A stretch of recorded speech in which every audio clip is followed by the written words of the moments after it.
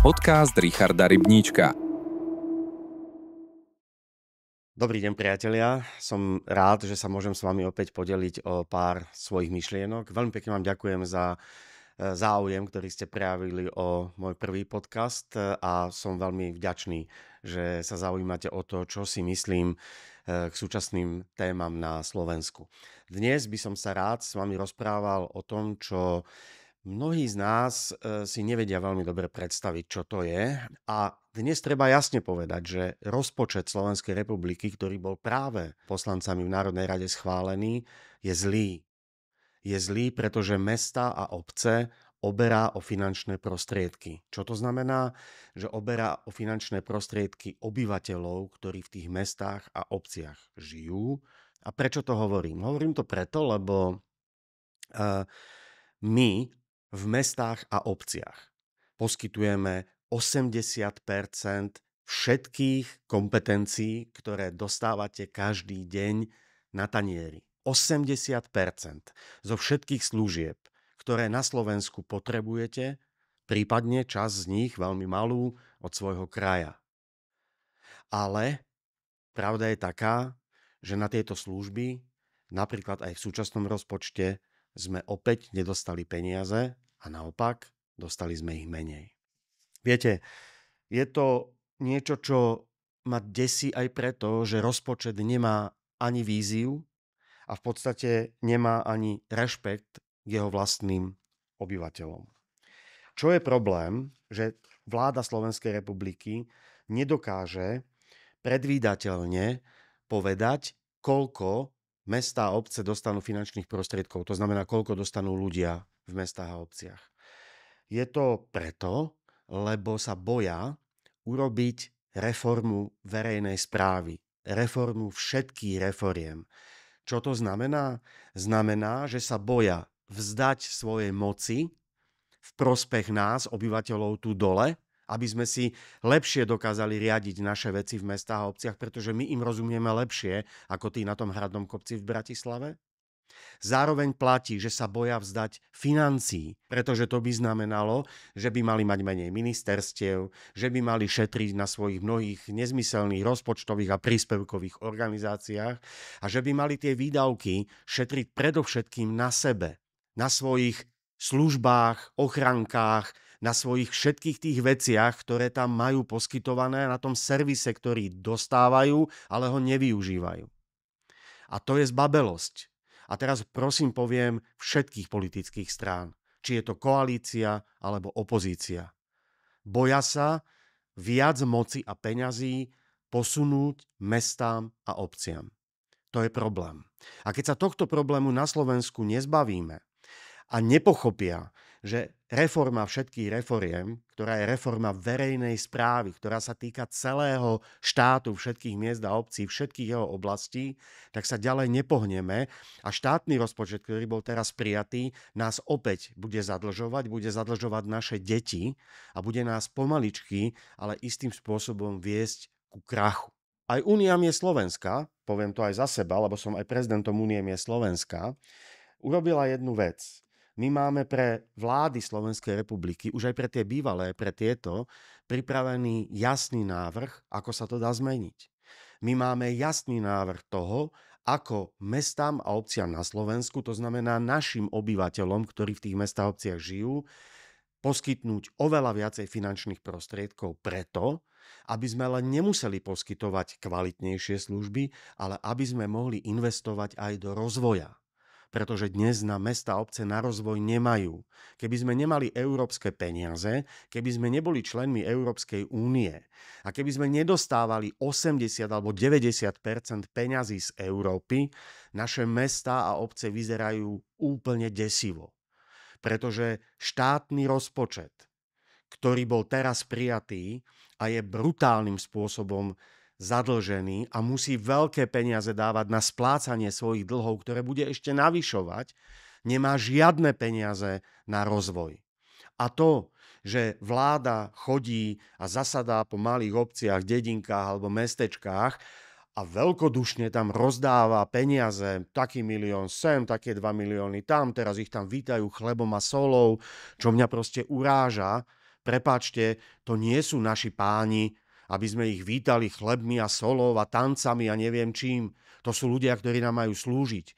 To sú ľudia, ktorí nám majú vysvetliť, prečo nám síce teraz dávajú 1 000 000, tam nám dajú 5 miliónov, tam nám pomôžu, potom sa chvália, potom tam stoja vedľa nich tí chudáci s tými reťazami, primátori a starostovia, ale popri tom aj ten starosta, aj ten primátor, keď tá vláda odíde, povie, no to je fajn.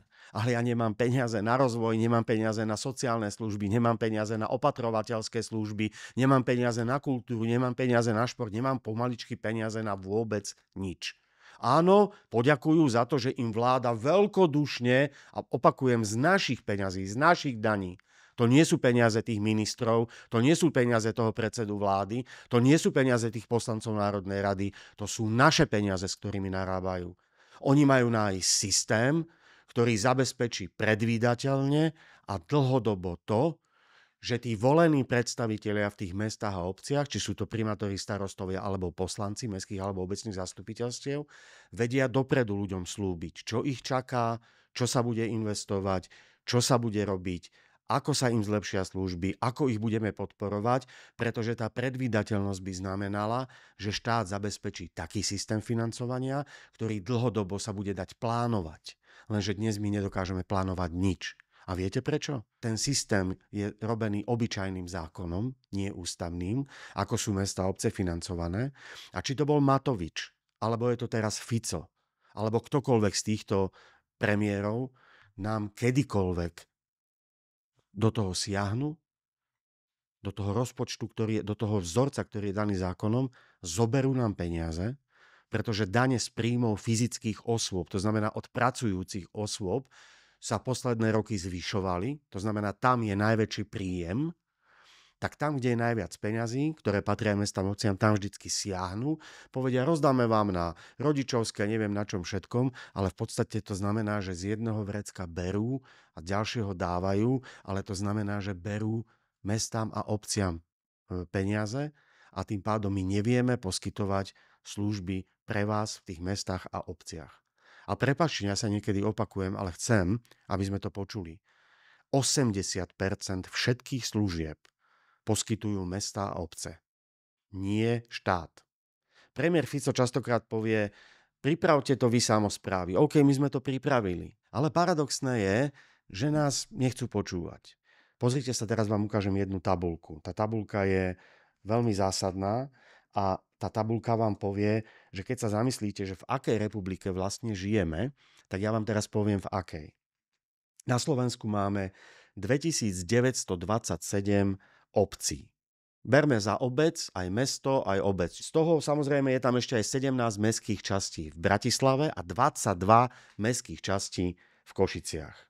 A teraz si predstavte, že z tých 2927 obcí má 2477 obcí menej obyvateľov ako 2000.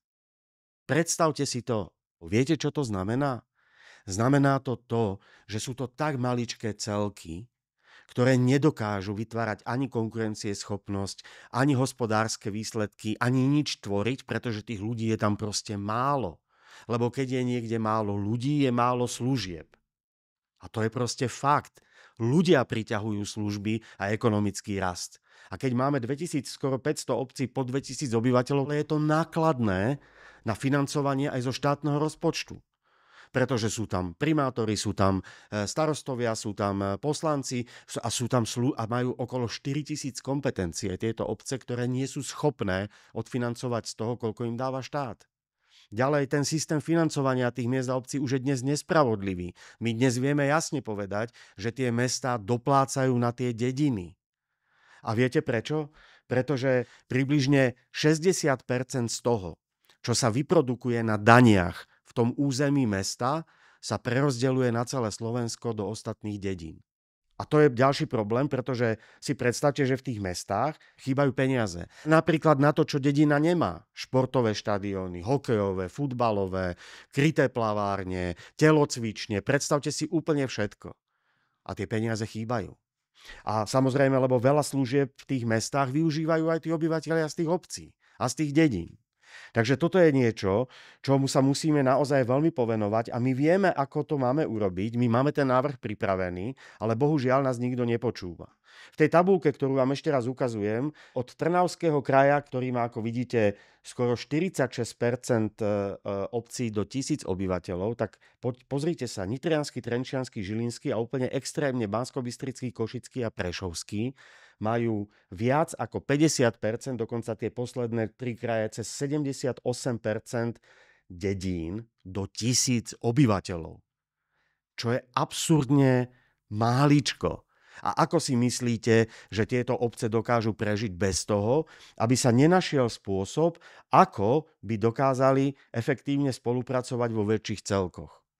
A náš návrh zmeny financovania územnej samosprávy nehovorí o tom, že sa máme násilne zlúčovať. Náš návrh hovorí o tom, že sa majú spravodlivo tieto peniaze rozdeliť. A jeden z tých kľúčových návrhov je, že dnes 70, respektíve už bohužiaľ len 53% všetkých daní z príjmov fyzických osôb idú mestám, ale aj vyšším územným celkom. A my si myslíme, že 100% daní z príjmov fyzických osôb, ktoré sú jasne preukázateľné, kde sa vytvárajú, majú ísť mestám a obciam. Vyššie územné celky nech si riešia daňový mix so štátom aj v rámci kompetencií. Ale peniaze, ktoré sa tvoria v meste alebo v obci priamo z dane z príjmu fyzických osôb, a my to vieme bez problémov zistiť, koľko to je, tak tie všetky majú patriť mestám a obciam. A verte mi, že keby sa toto stalo, a nie je to žiadna veda, žiadne zmeny ústavných zákonov, mali by mestá a obce o milióny eur viac, ako majú teraz. Dnes my sme disponovali podstatne väčšími rozpočtami, za ktoré by sme mohli poskytovať oveľa kvalitnejšie služby, ako to robíme. To je prvá vec, ktorú by sme mali spraviť. Druhá vec, ktorú by sme jednoznačne mali spraviť, je, že by sme si vlastne tým pádom mali posilniť vlastné príjmy miestnej samosprávy. Viete, čo to znamená?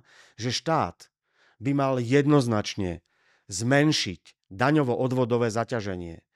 To robí parlament. Ten štát by mal povedať, občania Slovenskej republiky, ale aj podnikatelia budú platiť menej na daniach a na odvodoch. A viete, z čoho majú viacej platiť? Dane z majetku. To znamená dane z nehnuteľností. A viete prečo? Pretože to by bolo spravodlivejšie. Pretože tí, čo majú veľa majetkov, by platili viac ako tí, čo majú tých majetkov menej. A to by bolo zase spravodlivé. Aj na toto by sme sa mali pozrieť a takýmto spôsobom by si mohli aj mestá a obce zabezpečiť ďalšie vlastné príjmy. No a samozrejme tiež sa bavíme o novom systéme vyrovnávania, pretože platí jedna vec, že samozrejme nemôže vygenerovať obec do 2000 obyvateľov toľko, čo vygeneruje akékoľvek okresné alebo krajské mesto. Veď to je samozrejme. Ale keď teda štát chce, aby sme mali toľkoto maličkých obcí a bojí sa do nich siahať, tak potom musí nájsť vlastné zdroje, aby to, čo im chýba, ich dofinancovalo zo štátneho rozpočtu. Nie na úkor miest, lebo to je chyba. Na úkor miest, ktoré to vedia. Ale má ich dofinancovávať zo štátneho rozpočtu, pokiaľ chce tie obce udržať. Pokiaľ ich udržať nechce, tak musí prijať taký zákon, aby tie obce boli ochotné a nútené cez svoje financie spoločne spolupracovať na mnohých veciach, ktoré by dokázali. A verte mi, že to je v prospech obyvateľov. To nie je o tom, že strach, že zostali by erby, zostali by krčmy, zostali by futbalové kluby. Tu nikto nejde rušiť tieto veci. Ale každý jeden obyvateľ Slovenska v meste alebo v obci žiada kvalitnejšie služby. A zmena tohto financovania by skvalitnila tie služby, na základe ktorých sa rozhodujú mnohí obyvateľia na Slovensku, či tu zostanú žiť.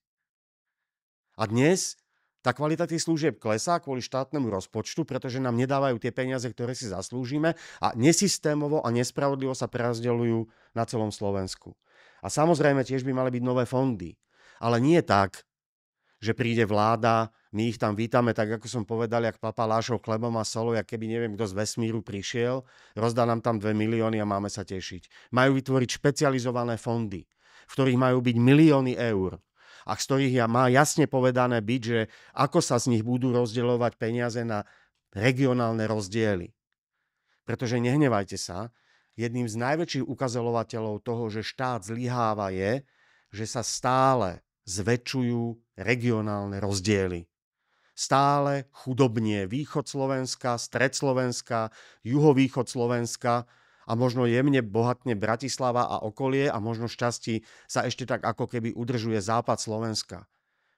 A nikto do dnešného dňa z tých vlád tento rozdiel v regionálnych rozdieloch nedokázal tomu zabrániť.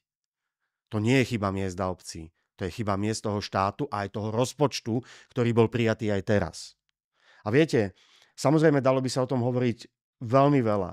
My ten návrh máme pripravený. Ja vám ho v budúcom vám ho predstavím do väčšieho detailu, aby ste chápali, ako chceme zabezpečiť lepšie peniaze pre mestá, ale samozrejme zabezpečiť aj financovanie obcí. Nebudem vás tým teraz zaťažovať, pretože som vám chcel vysvetliť ten princíp, ten systém toho, čo sa v tom štáte deje a akým spôsobom sa prijíma ten rozpočet. Každý jeden rozpočet v meste a obci my diskutujeme aj verejne. Na majetkových komisiách, potom ešte v parlamente, potom v zákulisí sa rozprávame s ľuďmi, ktorí robia kultúru, šport a všetko ostatné. Musíme si dávať veľký pozor a zároveň na rozdiel od toho štátu máme mať ten rozpočet v bežných výdavkoch vyrovnaný. My sa nemôžeme tak zadlžovať ako štát. My sme v tom oveľa prísnejšie. A viete, čo je na tom najhoršie? Že na celkovom dlhu Slovenskej republiky sa mestá a obce podieľajú 1,4%. Chápete to? 1,4%. To znamená, že my zodpovedne hospodárime. A napriek tomu nás ignorujú, majú stále kvetnaté reči, podpisujú tu memorandá s kdekým, ale na nás kašľú. Nevážia si nás. Bavia sa s nami ako s nejakými podriadenými, ktorí máme byť šťastní, že nám sem donesú nejaké odrobinky z rozpočtu, ktorý je v miliardách eur, ktorý prejedia, ešte ten štát aj zadlžia a nie sú schopní si vážiť tie mestá a obce. Takže ja by som aj týmto spôsobom chcel povedať, že Únia miest Slovenska má pripravený konečný a vynikajúci návrh na zmenu financovania miest a obcí. A keď sa pán Robert Fico aj zodpovední členovia vlády, ktorí to majú na starosti, s nami konečne začnú baviť, ale aj predsedovia politických strán, a opakujem všetkých, a vypočujú si ho, tak som presvedčený o tom, že keď na to pristúpia, tak mestá a obce budú mať viac peňazí, ako majú teraz. A vy sa tým pádom budete mať lepšie, lebo budete mať kvalitnejšie služby. Viete, ja naozaj teraz nechcem vyzerať tak, že my sme tí, ktorí sme to vymysleli a my sme tí, ktorí sme jediní, ktorí to máme a tak ďalej. Nie. My sme to vymysleli preto, lebo sme sa inšpirovali tými, kde to funguje.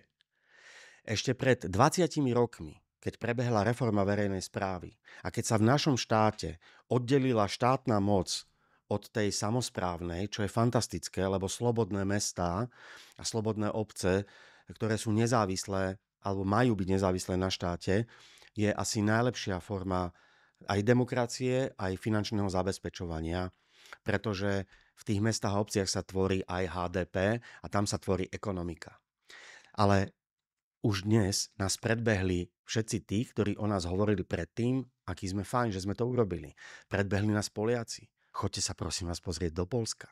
Nebudete chápať, ako tam urobili reformy verejnej správy, aké silné postavenie tam majú tzv. Gminy a mestá, koľko financií tam za posledné roky išlo nielen z eurofondov, ale aj zo štátneho rozpočtu Poľska a akým spôsobom sa to Poľsko pohlo v cestách, v kultúre, v športe a vo všetkom ostatnom ďalej, oveľa ďalej, ako sme my teraz.